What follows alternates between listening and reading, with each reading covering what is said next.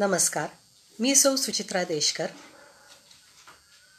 आषाढी कार्तिकी वारी महामंडळ जबलपूर यांच्या ओळख संतांची या कार्यक्रमात मी आज श्री रामकृष्ण परमहंसांचे अंतरंगी संन्यासी शिष्य स्वामी शिवानंद यांचा जीवन परिचय थोडक्यात करून देणार आहे. ब्रह्मानंदं शिवं शांतं प्रेमरूपं निरंजनं योगीशमद्भुतं नित्यं अखंडाद्वैतलक्षणम्. काल आपण श्री रामकृष्ण परमहंसांचे मानसपुत्र व अंतरंगीचे शिष्य स्वामी ब्रह्मानंदांबद्दल थोडक्यात जाणून घेतलं. आज श्री रामकृष्णांचे आणखी एक अंतरंगीचे संन्यासी शिष्य स्वामी शिवानंद यांचा जीवन परिचय थोडक्यात करून घेऊ.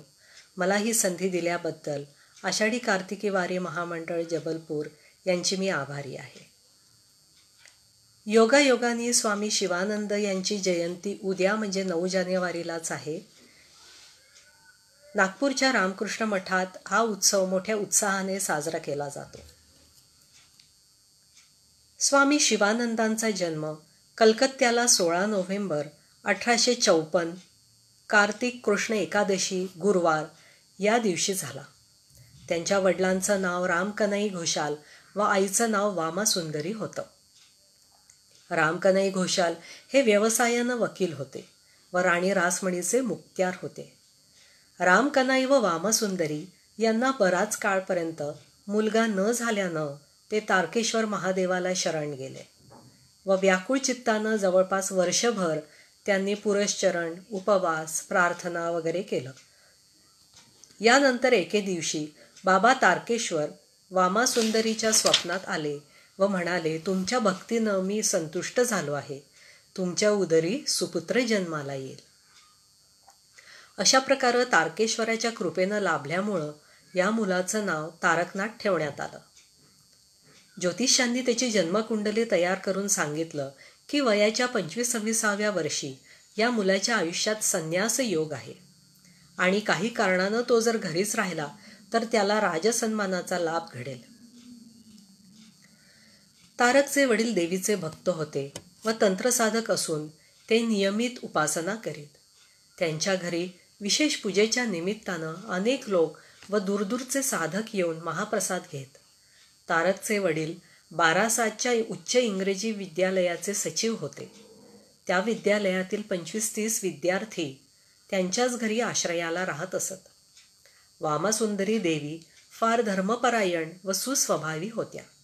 विद्यार्थ्यांसाठी व कुटुंबासाठी त्या स्वतःच स्वयंपाक वगैरे करत. अशा प्रकारे घोषाल महाशय म्हणजे तारकचे वडील एकीकडं जसा अमाप पैसा मिळवीत तसा दुसरीकडं मुक्त हस्तानं तो खर्चही करीत. या 25-30 विद्यार्थ्यांसोबतच तारकचाही प्रतिपाळ होत असे. तारक त्या तारकेश्वराचा मुलगा आहे, माझा नव्हे. त्यानं कृपा करून दिला तोच त्याला पाहील अशी त्या भक्तिमान मातेची धारणा होती.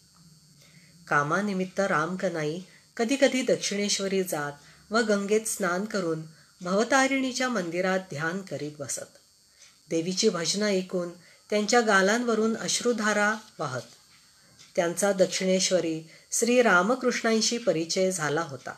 साधनेच्या काळात जेव्हा ठाकूरांना असह्य असा गात्रदाह होत होता तेव्हा घोषाल महाशयांनी त्यांना इष्टकवच धारण करण्याचा सल्ला दिला होता व त्यामुळंच ठाकूरांचा म्हणजे श्री रामकृष्णांचा गात्रदाह एकदम कमी झाला होता. तारकचं बालपण कसं गेलं ते पाहू. तारक लहानशा शहराच्या खेड्यासारख्या वातावरणात मोकळ्या आकाशाखाली यथेच्छ खेळत फिरत असे. वडिलांच्या पेटीतून पैसे घेऊन ते तळ्याच्या पाण्यात फेकणे हा त्याचा आवडता खेळ होता. त्याला जिलेबी फार आवडत असे. प्राण्यांपैकी कुत्रा त्याचा फार आवडता प्राणी होता. रात्री झोपताना सुद्धा त्याच्या सोबतीला कुत्रा असे. शंकराच्या गाजन उत्सवाची कवनं त्याला तोंडपाठ होती आणि त्या उत्सवासाठी जमलेल्या संन्याशांचा पराभव करणं हा त्याचा एक आगळा छंद होता. तारकचं प्राथमिक शिक्षण बारासातच्या मिशनरी शाळेत सुरू झालं. तिथं थोडे दिवस शिकल्यानंतर त्यानं उच्च इंग्रजी विद्यालयात प्रवेश घेतला. परंतु हुशार असूनही या मुलाचं लक्ष अभ्यासाकडं नव्हतं. तो भावनाशील होता. ऐकून ऐकून तो पुष्कळ भजनं शिकला होता. त्याच्या गोड गळ्यातून काली मातेची भजनं ऐकून लोक मुग्ध होत. तारक सुमारे 9 वर्षांचा असताना 3 महिन्यांच्या एका लहान मुलीला मागं ठेवून त्याची आई वारली. त्यामुळं त्या बालकाच्या कोमल अंतःकरणावर फारच मोठा आघात झाला. धाकट्या बहिणीला सांभाळण्याकडं मन लावून कसा तरी तो त्या असह्य शोकाला शमवण्याचा प्रयत्न करू लागला. काही वर्षांनी वडिलांनी दुसरं लग्न केलं. मग सावत्र आईनं या मातृहीन मुलीच्या पालनपोषणाची जबाबदारी घेतली. पण वामसुंदरी देवी ही जणू गृहलक्ष्मी होती. त्यांच्या देहत्यागानंतर घोषाल महाशयांची मिळकत पुष्कळ कमी झाली. शिवाय दानशूर असल्यानं ते पैसा साठवू शकले नाहीत. त्यामुळं त्या कुटुंबाला पैशाची चणचण भासू लागली. आई गेल्यानंतर तारकनाथ सुट्ट्यांमध्ये कधी मोठ्या मामाच्या गावी तर कधी आपल्या मूळच्या गावी काही दिवसांकरता फिरायला जात असे. त्या शांत खेड्यातील मोठ्या तळ्याच्या काठी एकांतात बसून तो उदास मनानं गाणी म्हणत असे व ध्यान करत बसे. खेड्याचं सौंदर्य, आकाशाची असीमता आणि निसर्गाची निस्तब्धता त्याला ध्यानमग्न व्हायला मदतच करे. तारक 14 वर्षांचा असताना त्यांच्या कुटुंबात 2 दुर्घटना घडल्या. त्यांची मोठी बहीण चंडी 2 मुलांना मागं ठेवून अकाली मृत्युमुखी पडली आणि मधली बहीण क्षिरोदा बालविधवा होऊन माहेरी आश्रयाला आली.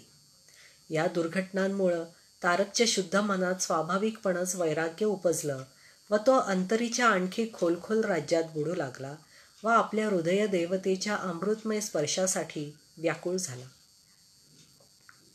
मॅट्रिकच्या वर्गात शिकत असतानाच हा अंतर्द्वंद्वाचा भार सहन न होऊन तो एक दिवस अचानक तीर्थयात्रेसाठी निघून गेला आणि त्याचं शिक्षण इथंच संपुष्टात आलं.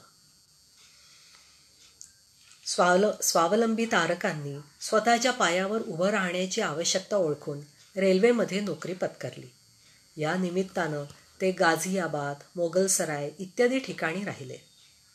नोकरीत असतानाही ते निराकाराचं ध्यान करीत, भजनं म्हणत व भगवंताला आळवीत.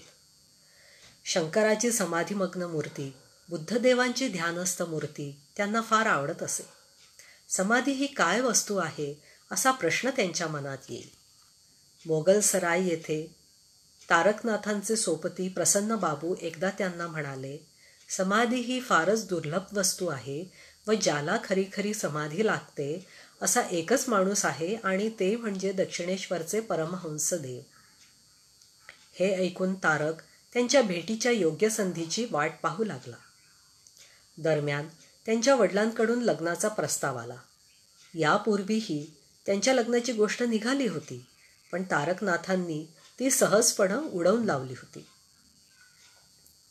लहानपणापासूनच त्यांना संसार आवडत नव्हता आणि लग्न करून संसारात कधीही अडकायचं नाही हा विचारही दृढमूल झालेला होता. परंतु आताचा लग्नाचा प्रस्ताव एका कठीण समस्येच्या रूपात आला होता. कुटुंबाची आर्थिक परिस्थिती बिघडल्यामुळं आपली मुलगी निरदा हिच्या विवाहासाठी त्यांचे वडील चिंतित होते. तेव्हा एका घरंदाज कुटुंबाकडून असा प्रस्ताव आला की त्यांच्या मुलाशी निरदेचे लग्न करून द्यायचे असल्यास त्यांच्या एका मुलीशी तारकनं लग्न केलं पाहिजे.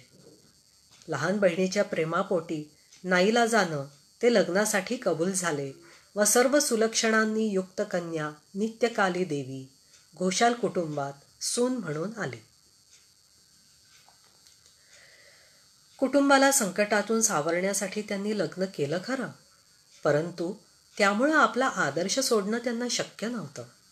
म्हणून आपल्या सहधर्मिणीच्या भरणपोषणाखेरीज इतर कोणतीच जबाबदारी त्यांनी स्वीकारली नाही व आपल्या पत्नीला आपल्या मनस्थितीबद्दल सांगून त्यांनी स्वतःला सर्व माईक संबंधापासून अलिप्त ठेवलं.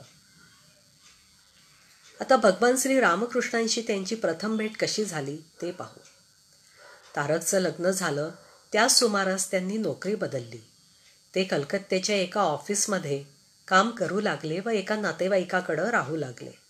हे घर केशवचंद्र सेनांच्या ब्राह्म समाजाच्या जवळ असल्यानं ते ब्राह्म समाजात नियमितपणं जाऊ लागले. परंतु ठराविक नियमबद्ध उपासनेनं त्यांचं समाधान होत नव्हतं व ते घरी एकांतात ईश्वराला व्याकुळतेनं आळवत, हे प्रभो, मला योग्य मार्ग दाखवा. काही दिवसांनी ते नातेवाईक रामचंद्र दत्तांच्या घराजवळ सिमला भागात राहायला आले.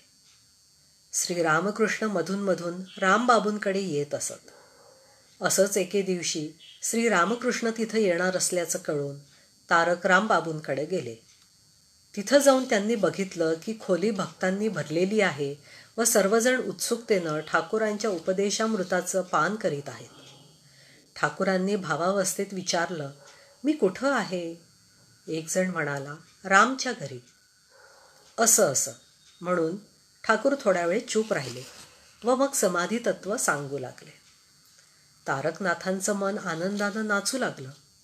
ज्या गोष्टीविषयी त्यांची एवढी उत्कंठा होती त्या समाधी स्थितीचा आज प्रत्यक्षानुभूती संपन्न ठाकूरांच्या आचरणातून व त्यांच्या श्रीमुखातील वचनातून स्पष्ट असा बोध त्यांना झाला.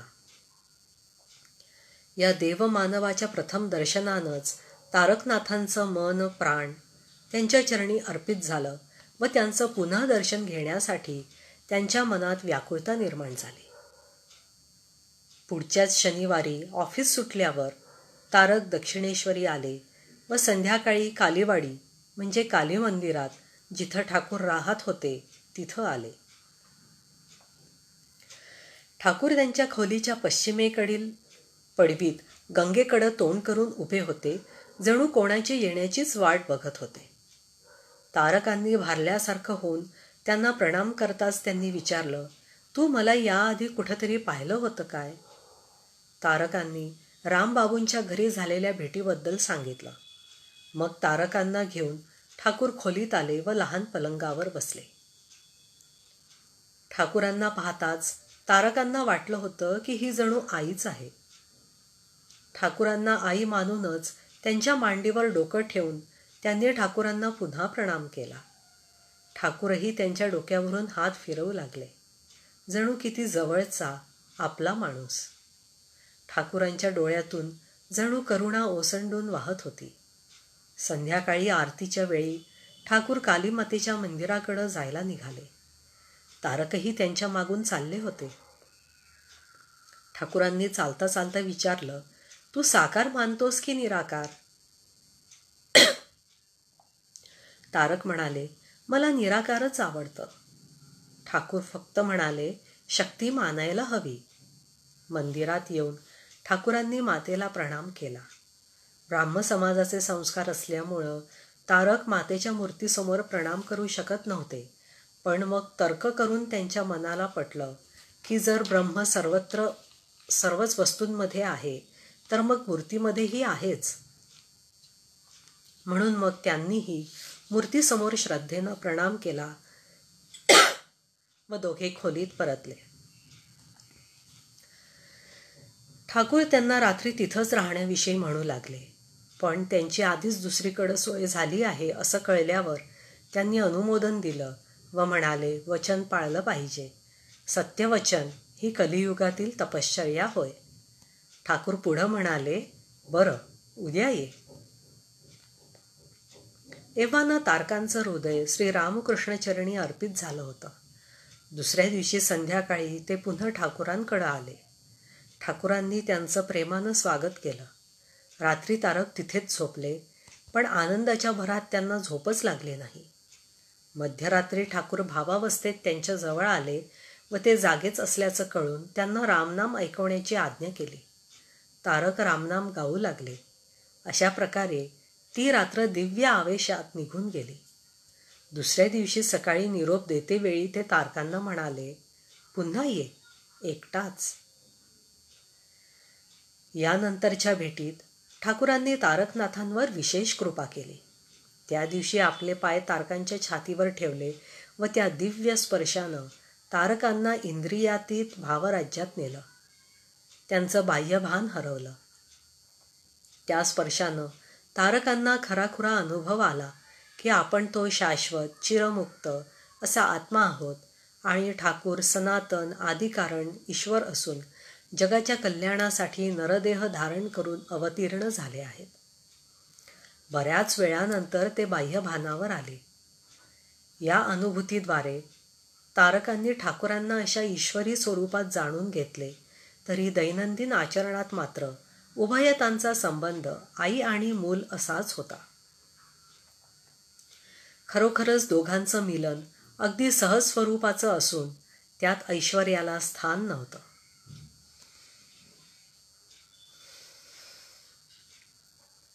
तारकांचं अंतःकरण फारच कोमल होतं. कधीकधी त्यांना वाटे की ठाकूरांजवळ खूप खूप रडावं. एकदा त्याला रडताना बघून ठाकूर म्हणाले, हे बघ, भगवंताजवळ रडल्यास त्याला फार दया येते. जन्मजन्मांतरीचा मनाचा मळ अनुराग अश्रूंनी धुवून निघतो. एखाद्याची कुंडली जागृत करणं हे जणू ठाकूरांच्या मुठीत होतं. स्पर्शसुद्धा न करता दूर उभं राहूनच केवळ कृपा कटाक्षानं ते तसं करू शकत याचाही प्रत्यय तारकांना आला होता.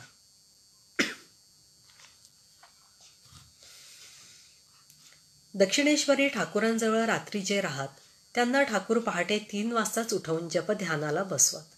ते म्हणत, सारी रात्र झोपण्यातच घालवाल तर मातेला आळवाल केव्हा? या दिवसात पहाटे उठायची जी सवय तारकांना लागली ती वृद्धापकाळातही कायम होती. एकदा इतर भक्तांचं पाहून तारकांनी ठाकूरांजवळ भावसमाधीसाठी हट्ट धरला. त्यावर ठाकूर म्हणाले, होईल रे होईल, इतका उतावीळ का होतोस? आई योग्य वेळी सगळं करून देईल. एक दिवस ठाकूरांनी तारकांच्या जिभेवर बोटानं काहीतरी लिहून दिलं. लगेच तारकांचं बाह्यभान लोपलं. बऱ्याच वेळानं त्यांची बाह्यसंज्ञा परत आली, पण या भावाची नशा बरेच दिवस कायम टिकली. ठाकूर एकदा त्यांना म्हणाले, साधूच्या दर्शनासाठी रिकाम्या हातानं जाऊ नये. कमीत कमी एका पैशाची पानं तरी न्यावीत. तारक हा उपदेश नेहमी पाळत. तारकनाथांच्या मनातील खोल प्रदेशात एक मोठी खळबळ चालू होती. त्यांनी विवाह केला होता, पण मनात तीव्र वैराग्य होतं. एक दिवस संधी पाहून तारकांनी आपला विवाह व अंतःकरणातील खळबळ याविषयी ठाकूरांना सांगितलं. त्यावर ठाकूर म्हणाले, भीती कसली रे, मी आहे की.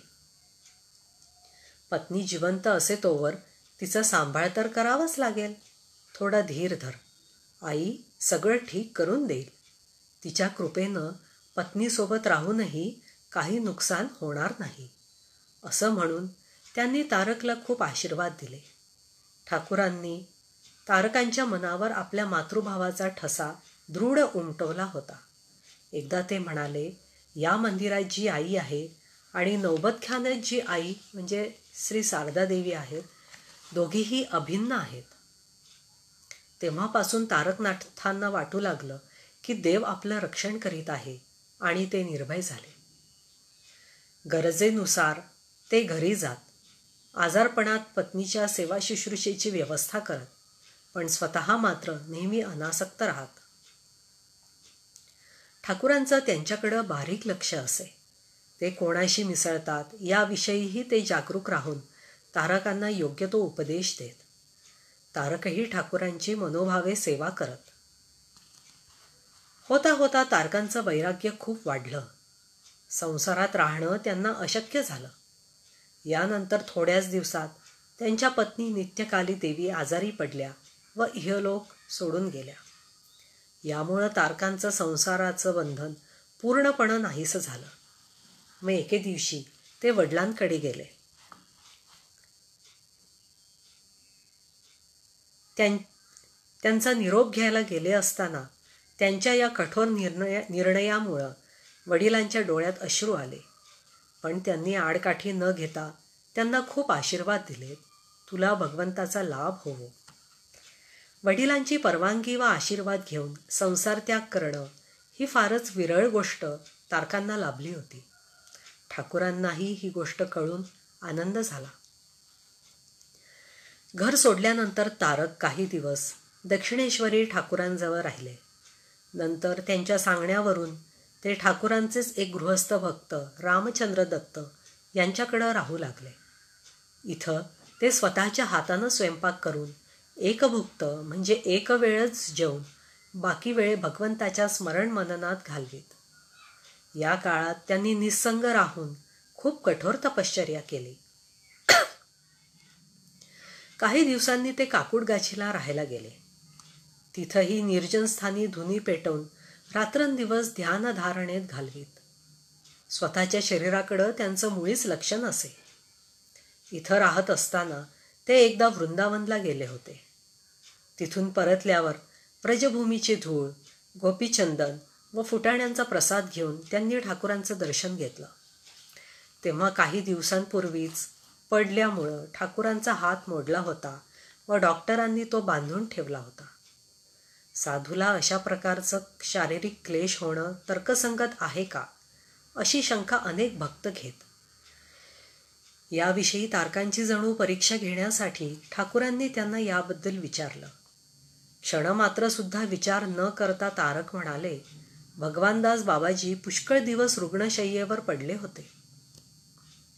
साधू जीवनाशी परिचय असलेल्या तारकनाथांना माहीत होतं की शरीर हे निसर्ग नियमांनीच चालतं. रोग होणं किंवा न होणं याच्याशी साधुत्वाचा काहीही संबंध नसतो. पुढं 1886 साली ठाकूर कॅन्सरच्या उपचारासाठी कलकत्त्याला काशीपूरच्या उद्यानगृहात राहत होते. तारकही त्यांच्या सेवेसाठी तिथं राहू लागले व सवडीच्या वेळेत नरेंद्रच्या नेतृत्वाखाली ध्यानधारणा व शास्त्राध्ययन करू लागले.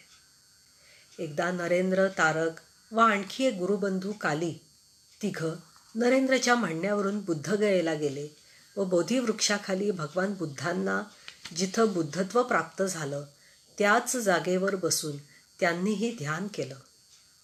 3-4 दिवसांनी काशीपूरला परतल्यावर देखील त्यांचा तो भावावेश कायम होता. त्यांना 3-4 दिवसातच परतलेलं पाहून ठाकूर गमतीनं एक बोट चहूकडे फिरवून म्हणाले, कुठंच काही नाही. शेवटी स्वतःकडं बोट दाखवून म्हणाले, आता सगळं इथं, इथली सगळी दारं उघडी आहेत. तारकला नरेंद्रांविषयी विशेष श्रद्धा व प्रेम होतं. एकदा रात्री त्यांना नरेंद्रामध्ये ज्योतिर्मय शिवमूर्तीचं दर्शन झालं होतं. एकदा काशीपूरला राहत असताना स्वयंपाकी न आल्यानं तारकांनी स्वयंपाक केला. हे कळल्यावर ठाकूरांनी थोडीशी चचडी म्हणजे भाजी मागून तोंडात घातली. यावरून ठाकूरांचं तारकांवर किती प्रेम होतं ते दिसतं. ठाकूरांच्या देहत्यागानंतर काही दिवसांनी नरेंद्रनाथांनी एक जुनं पडकं घर भाड्यानं घेतलं व तिथं तारक व आणखी 2-3 गुरुबंधू राहू लागले. या दिवसापासूनच रामकृष्ण संघाच्या प्रथम मठाचा श्री गणेशा झाला.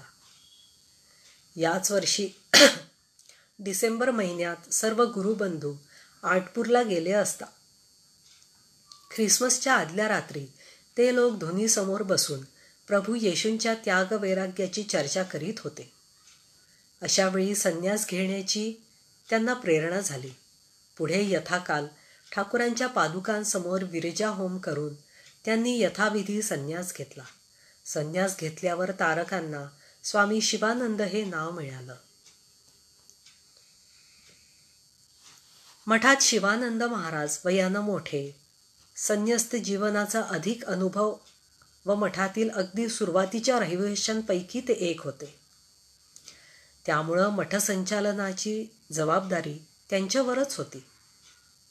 ते स्वतः श्रमून, देह झिजवून सगळ्यांच्या सुखसोयीची व्यवस्था करत. भाजी चिरणं, पाणी काढणं, झाडलोट करणं, संडास साफ करणं हे सर्व त्यांच्या नित्यकर्मात मोडत असे. त्यांची वागणूक सरळ व निसंकोच होती. ते नम्र व मधुरभाषी होते. त्यांच्या तोंडून नेहमी अखंड सच्चिदानंद हा घोष उच्चारला जाई. भजन म्हणण्यात त्यांचा पुढाकार असे. तसंच अधूनमधून नकला करून व विनोद करून ते आपल्या ध्यानगंभीर मनाला किंचित हलकं करीत. आपल्या आजारी गुरुबंधूंची ते प्रेमानं सेवा करत. असल्या अनेक सद्गुणांमुळं शिवानंद स्वतःच सगळ्यांच्या श्रद्धेला पात्र झाले होते. मठातील गुरुबंधू त्यांना तारकदा म्हणत. पूर्वाश्रमी पत्नीसोबत राहूनही ते कामजित होते म्हणून स्वामी विवेकानंद त्यांना महापुरुष म्हणत.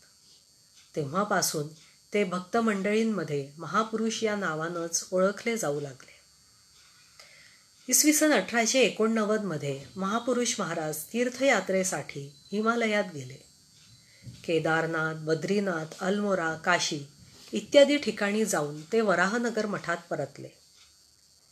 इसवी सन 1891 ऑक्टोबर महिन्यात गुरुरूपी तीर्थदेवतेची ओढ अनुभवून ते दक्षिण भारतातील तीर्थक्षेत्रांकडे निघाले. एका पत्रात ते लिहितात, श्री रामकृष्णांची बहुतेक विशेष इच्छा आहे की मी या सर्व तीर्थांचं दर्शन घ्यावं. नाहीतर मला इतकी इच्छा का व्हावी बरं? हे मन त्यांना विकलं गेलं आहे ना. तीर्थयात्रेदरम्यान ते स्वतःजवळ काहीही बाळगत नसत आणि लोकांचा सहवास टाळत. सर्व तीर्थक्षेत्री त्यांनी खूप ध्यानधारणा व तपस्या केली. त्याचबरोबर त्यांचा अवडंबररहित प्रचार कार्यही चालू असे. त्यांच्या प्रचाराविषयी ऐकून स्वामी विवेकानंदांनी अमेरिकेतून लिहिलेल्या एका पत्रात ते म्हणतात, तारकदांनी मद्रासमध्ये पुष्कळ कार्य केलं आहे. ही फार आनंदाची गोष्ट आहे. शाबास, असंच तर हवं. अशा प्रकारे हिमालयात, काशीत व दक्षिण भारतात त्यांनी खूप तपश्चर्या केली. इसवी सन 1897 साली स्वामी विवेकानंद विश्वविजयी होऊन भारतात परतणार होते. तेव्हा मठात सर्वांनाच खूप आनंद झाला होता. या आनंदाच्या उर्मीमुळं शिवानंद महाराज स्वामीजींना भेटण्यास मदुराईपर्यंत गेले व तेथून त्यांच्यासोबतच कलकत्त्याला मठात परतले. काही महिन्यांनी स्वामीजींच्या आदेशानुसार वेदांत प्रचारासाठी श्रीलंकेत गेले. 7-8 महिने अविश्रांत श्रम घेऊन त्यांनी तेथील स्वदेशी व विदेशी लोकांमध्ये वेदांताचा प्रचार केला व तिथं वेदांताचं एक केंद्र स्थापन केलं. तेथून कलकत्त्याला परत आल्यावर काही दिवसांनी प्लेगची भयंकर साथ कलकत्त्याला आली. तेव्हा आपल्या गुरुबंधूंसमवेत ते सेवा कार्यात मग्न झाले. प्लेगचा प्रकोप शमल्यानंतर ते दार्जिलिंगला गेले. तिथं पहाडातील एक मोठी दरड कोसळून पुष्कळ लोकांचं भयंकर नुकसान झालं होतं. त्यांच्या मदतीसाठी त्यांनी तिथं सेवा कार्य चालवलं. अशा प्रकारे स्वामी विवेकानंदांच्या आज्ञेनुसार ते विविध ठिकाणी जाऊन वेदांत प्रचार, सेवा कार्य करू लागले. 1902 साली स्वामी विवेकानंद काशीधामी हवा पालटासाठी आले. तेव्हा तिथं जाऊन त्यांनी प्राणपणास लावून स्वामीजींची सेवा केली. महिनाभर अशा प्रकारे सेवा शुश्रूषा झाल्यामुळं स्वामीजींची प्रकृती थोडी बरी झाली व ते दोघं बेलूरला मठात परतले. एव्हाना मठ बेलूरच्या नवीन जागेत स्थापन झाला होता. काशीला वेदांत प्रचाराचं कार्य व्हावं व एक आश्रम स्थापन व्हावा अशी स्वामीजींची इच्छा होती. त्यासाठी त्यांनी शिवानंद महाराजांना तिथं जाण्याची आज्ञा केली. त्यावेळी शिवानंद महाराज स्वामीजींची मनोभावे सेवा करत होते. ती सोडून अन्य कुठं जाण्याची त्यांची मुळीच इच्छा नव्हती. पण स्वामीजींच्या प्रेमापोटी त्यांची आज्ञा शिरसावंद्य मानून ते 26 जून 1902 रोजी काशीला गेले. लगेचच एक इमारत भाड्यानं घेऊन 4 जुलै रोजी आश्रम स्थापन केला. ईश्वराच्या अचिंतनीय नियमानं त्याच दिवशी बेलूर मठात स्वामीजींनी देह ठेवला. ही मर्मभेदी बातमी दुसऱ्या दिवशी तारेनं त्यांना समजली. त्यांचं अंतःकरण शोकानं भाराक्रांत झालं. तरी पण आपल्या नेत्याचा आदेश पाळण्याकरता ते काशीलाच राहिले व यथासमय तिथं अद्वैत आश्रमाची स्थापना केली. महापुरुष स्वामी शिवानंदांनी अद्वैत आश्रमात जी अदृष्टपूर्व तपश्चर्या केली तिचा वृत्तांत रामकृष्ण संघाच्या इतिहासात सुवर्णाक्षरात कोरलेला राहील. पुरेशा अन्नवस्त्राचीही सोय नसताना ते प्रसन्न चित्तानं दैनंदिन कार्य चालवीत असत. भयंकर थंडीत ते उघड्या वरंड्यात धुनी पेटवून व्याघ्र चर्मावर घोंगडी पांघरून झोपत आणि रात्री 3 वाजायच्या आधीच उठून ध्यानाला बसत. त्यानंतर अध्ययन, स्तोत्रपठण व भजन करीत देवघर उघडणं, पूजा नैवेद्याची वगैरे तयारी करणं हे सर्व त्यांना स्वतःच्या हातांनी करावे लागे. अशा कठीण परिस्थितीत परत आर्थिक अडचणीमुळं एकदा त्यांना भयंकर संकटाचा सामना करावा लागला होता. परंतु सर्व परिस्थितीत ते शांतचित्त होते. त्यावेळी काशीला स्वामीजींच्या आदर्शानुसार 4 प्रकारची कार्ये चालू होती: धर्मदान, विद्यादान, प्राणदान व अन्नदान. यातील प्रत्येक कार्याला शिवानंद महाराजांची अत्यंत सहानुभूती व मदत लाभत होती. याशिवाय पुष्कळ कुटुंबांनाही त्यांच्याकडून मदत मिळे. स्वामीजींच्या विचारांचा प्रसार करण्यासाठी त्यांनी हिंदी भाषेत पुस्तक छापून वाटले होते. काशीच्या पुष्कळ प्रख्यात पंडितांशी त्यांची ओळख व चर्चा झाली होती. त्या काळात अद्वैत आश्रमात जे लोक राहिले होते ते महापुरुषजींच्या वेदांताप्रमाणे कठोर व मातेप्रमाणे कोमल अशा आचरणाच्या गोष्टी आठवून अद्यापही मुग्ध होत असतात. कठोर परिश्रमांमुळं महापुरुषजींची प्रकृती हळूहळू ढासळत चालली होती. म्हणून 1905 साली प्रकृती सुधारण्यासाठी ते पुरी येथे गेले व 1907 साली बेलूर मठात परत आले. 1907 ते 1912 या कालावधीत ते बहुत करून बेलूरलाच राहिले. त्यांच्या अनेकविध वैशिष्ट्यांमुळं बेलूर मठातील रहिवाशांचं लक्ष सहजपणे त्यांच्याकडे आकर्षिलं गेलं. त्यांचं निरपेक्ष, अवडंबर शून्य साधू जीवन, त्यांचं गुडघ्यापर्यंत पोचणारं साधं धोतर, उघड्या अंगानं व अनवाणी पायानं त्यांचं मठात सर्वत्र फिरणं, कधी गंगेकाठी गंभीर भावानं निर्लिप्तपणं बसून राहणं, सगळ्यांवर समान प्रेम करणं, सेवापरायणता या सगळ्या गुणांमुळं त्यांचं व्यक्तिमत्व एका अपूर्व श्रद्धेचा व आकर्षणाचा विषय बनलं होतं. केवळ हिंदूच नव्हे तर मुसलमान व ख्रिश्चन भक्तांनाही त्यांचा भरभरून स्नेह मिळत असे. रामकृष्ण संघाविषयी त्यांची काय धारणा होती ते पाहू. रामकृष्ण संघाविषयी बोलताना एकदा ते म्हणाले होते, हा संघ आम्ही निर्माण केला नाही. ठाकूरांच्या आजाराच्या वेळी त्यांनी स्वतःच हा निर्माण केला आहे. त्यांचा असा विश्वास होता की श्री रामकृष्णांच्या आगमनामुळं जगात अपूर्व जनजागरण होईल आणि जग नवीन भावानं भरून जाईल. एकदा श्री रामकृष्ण त्यांच्याबद्दल म्हणाले होते, तारकचा वर्ग म्हणजे उच्च शक्तीचं स्थान होय. जिथून नामरूपाची उत्पत्ती होते ते. स्वामी शिवानंद स्वावलंबी होते. आजारपणातही ते दुसऱ्याची सेवा स्वीकारत नसत. तसंच त्यांचा आहार संयम लक्षणीय होता. देह ठेवण्यापूर्वी स्वामी विवेकानंदांनी महापुरुषजींना अल्मोरा येथे एक आश्रम स्थापन करण्याविषयी सांगितलं होतं. हिमालयाच्या कुशीतील अल्मोरा हे स्वामी शिवानंदांचं आवडतं स्थान होतं. 1989 पासून ते अनेकदा तिथं गेले होते.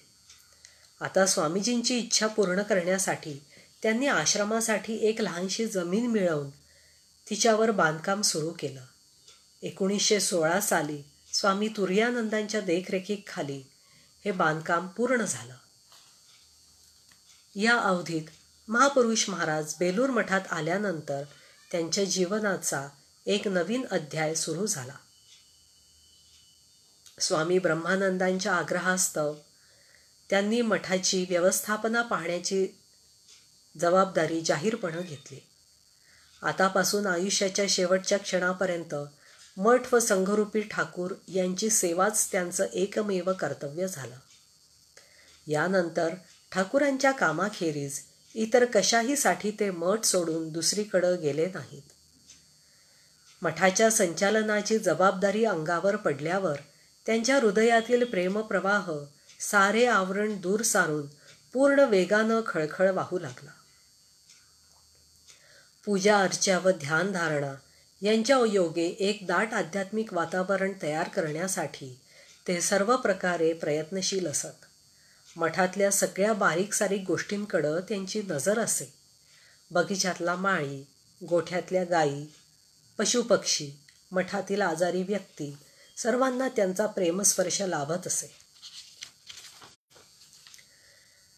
भक्तसेवा ही गुरूंचीच सेवा होय अशी त्यांची दृष्टी होती. विविध प्रकारच्या सेवा कार्यात मग्न असलेल्या कार्यकर्त्यांवर त्यांचे आशीर्वाद शतधारांनी वर्षित होत असत. स्वातंत्र्याच्या चळवळीबाबत ते सजग होते. त्यांच्या मते स्वातंत्र्यासाठी चळवळ करणाऱ्यांनी अनुसरलेला मार्ग कितीही उत्तम असला तरी देशाच्या अभ्युत्थानासाठी फक्त तेवढेच पुरेसं नव्हे. रामकृष्ण मठ व मिशन श्री रामकृष्ण विवेकानंदांच्या भावाचा आश्रय घेऊन ज्या मार्गानं अग्रसर होत आहेत, अर्थात चारित्र्यवान माणसं निर्माण करणं, तो सुद्धा देशाच्या सर्वांगीण कल्याणासाठी अत्यावश्यक आहे. एवढेच नव्हे तर देशवासी जर हा अध्यात्मवाद सोडून अन्य मार्गानं गेले तर कल्याणाऐवजी अकल्याण घडणं अपरिहार्य आहे असं त्यांचं मत होतं.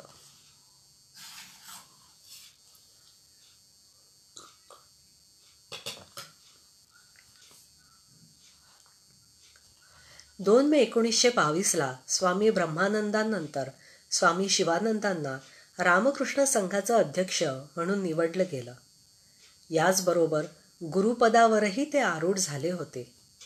याविषयी ते म्हणत, बघ बाबा, मी मंत्र देतो असा बोध माझ्यामध्ये नाही. प्रभूच भक्तांच्या अंतःकरणात प्रेरणा देऊन त्यांना इथं घेऊन येतात. ते माझ्या अंतरी बसून जे बोलायला लावतात ते मी फक्त बोलून दाखवतो. ठाकूर माझा अंतरात्मा आहेत.